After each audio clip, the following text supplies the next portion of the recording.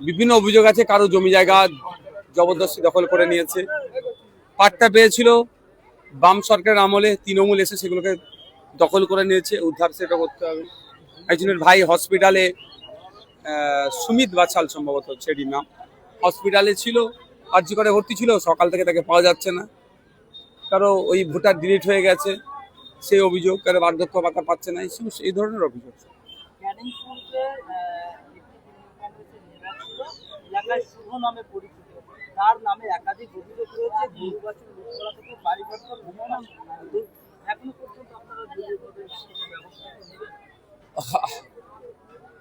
একুশের নির্বাচনের পরে যে তাণ্ডব চলেছে ক্যানিং পূর্বে, তার যারা তাণ্ডব চালিয়েছে, অন অফ দেম হচ্ছে ওই শুভ নবনা, মানে সমস্ত রেডি হচ্ছে তথ্য, জেলের ভাত খাওয়াবো, সূর্যের মুখকে দেখতে দেবো না, যা অন্যায় করেছে। নির্বাচনের পরে আমরা দেখতে পাচ্ছি যে যারা তৃণমূল কংগ্রেসের নেতৃত্বরা আইএসএফ সমস্ত কর্মীদেরকে ভোট দিতে বারণ করেছিল, তারা আইএসএফ এর সঙ্গে হাতে দলীয় পতাকা নিয়ে তাণ্ডব চালাচ্ছে এলাকায়। যদি তারা আইএসএফ এর সাথে থেকে সাধারণ মানুষের উপর তাণ্ডব চালায়, এই ধরনের যদি থাকে, স্পেসিফিক আপনার কাছে কোনো তথ্য দেন, শুধু তাই নয়, এবং এটা বলছি বিজেপির সাথে থেকে, বিজেপি আইএসএফ কে যারা মানে বিজেপির সাথে থেকে আইএসএফ কে যারা কালিমা লিপ্ত করতে চাইছে, এই ধরনের ফুটেজ আমাদের কাছে এসছে, আমরা তাদেরকে চিহ্নিত করার চেষ্টা করছি। আপনিও যদি তাদেরকে চেনেন আমাদেরকে দেন।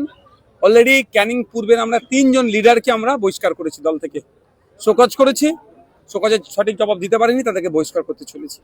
এর আগে হাওড়া জেলার এক নেতাকে বহিষ্কার করে দিয়েছি। আপনাদের কাছে যদি এই ধরনের কোনো তথ্য থেকে থাকে, দুটো কথাই, যারা অন্যায় করেছে এখন আইএসএফ সাথে আবার অন্যায় করছে, তাদের স্পেসিফিক ডিটেলস আমাদেরকে দেন, আর যারা এই 4 তারিখের পরে নোংরামি করেছে তাদেরও ডিটেলস আমাদেরকে দেন। যারা তৃণমূলের নেতারা এই মুহূর্তে পলাতক রয়েছে এলাকা থেকে, প্রথমত যেটা খবর পাচ্ছি তারা বিজেপির সঙ্গে হাত মিলে নাকি এলাকায় থেকে আবার আইএসএফ কর্মীদেরকে সে সময় কথা বলবে। সামনে কুরবানি নিয়ে আমি তো বলবো আইনের বাইরে কাউকে যেতে কোনোদিন বলেছি? আইনের বাইরে আমি যেতে বলিনি কোনোদিন, আর বলতে পারবো না। আইনের মোতাবেক চলতে হবে। তবে হেভি সংখ্যার মানুষ, মুসলিম সমাজের মানুষ এবারে গরু জবাইকে বয়কট করেছে, সেটাকে আমি না বলতে পারবো না। অর্থাৎ সেটাকে আমি যেমন বিরোধিতা করছি না, গরু জবাই কেন বয়কট করেছে, আর আইন যেটা হচ্ছে আইনের আমি বিরোধিতা করতে পারবো না। সুতরাং যারা গরু জবাইকে বয়কট করেছে তাদের দিক থেকে তারা ঠিক কাজ করেছে, আর আইন, আর সাথে বলবো আইনকে মান্যতা দিয়েছে। আর এই আইনকে চ্যালেঞ্জ করে আগামী দিনে কোর্টে যাওয়া যেতে পারে।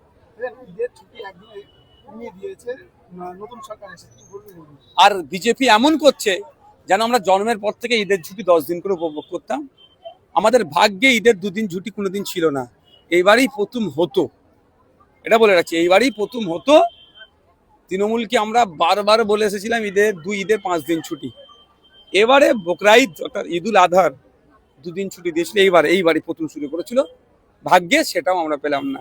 তবে একটা কথা বলবো, শুনেন, এরা চাইছে মুসলমানদেরকে জব্দ করতে, মুসলমানদেরকে জব্দ করতে গিয়ে হিন্দু ভাইরা বেশি জব্দ করে যাচ্ছে। যেমন গরুটা করতে গিয়ে জব্দ করেছে।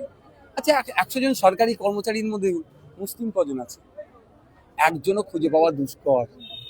তাহলে 2 দিন যদি ছুটি পেত, তাহলে 2 দিন হিন্দু সমাজের 99% যারা সরকারি কর্মচারী পরিবার পরিজনকে নিয়ে একটু আনন্দে থাকতে পারতো। হ্যাঁ, মুসলিম সমাজের ঈদের দিনে আগের দিনে গাওয়া, ঈদ করে আবার বেরিয়ে চলে আসতে হবে, দূর দূরান্তে যারা আছে কষ্ট হবে স্বাভাবিক।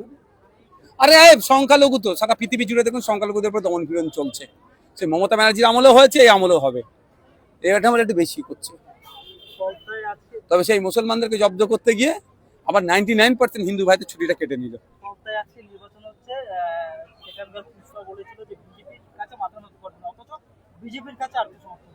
অনেক আগে বলেছি 4-5-এ থাকবে, ওই জন্য তৃণমূল হয়তো বুঝিয়ে পড়িয়ে ওকে সরিয়ে দিয়েছে, প্রমাণ আজকে হয়েছে। সব ফাইল খুলবে, সব ফাইল হবে।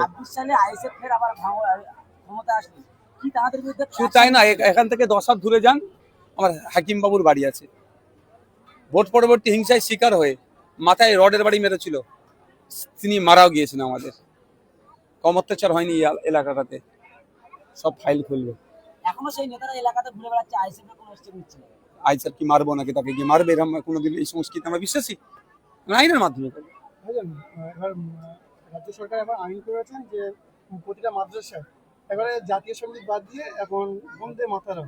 না, জাতীয় সঙ্গীত বাদ দিয়ে এটা না মনে হয়, জাতীয় সঙ্গীত সাথে সাথে ধরুন, এটা নিয়ে আমি গত কয়েকদিন আগেও বলেছি, এখনো বলছি, সুপ্রিম কোর্টে যেই বন্দে মাতরম গায়া নিয়ে অলরেডি মামলা হয়েছিল, আলোচনা হয়েছিল, সুপ্রিম কোর্টের একদম নির্দেশ, যে নির্দেশ, এবং সাথে সাথে এটাও বলি আপনাদের সেন্ট্রাল হোম মিনিস্ট্রির নির্দেশ আছে যে আপনি গাইতে পারেন, অর্থাৎ জোর করে চাপিয়ে দিতে পারবে না, সম্মান দিতে হবে আপনাকে।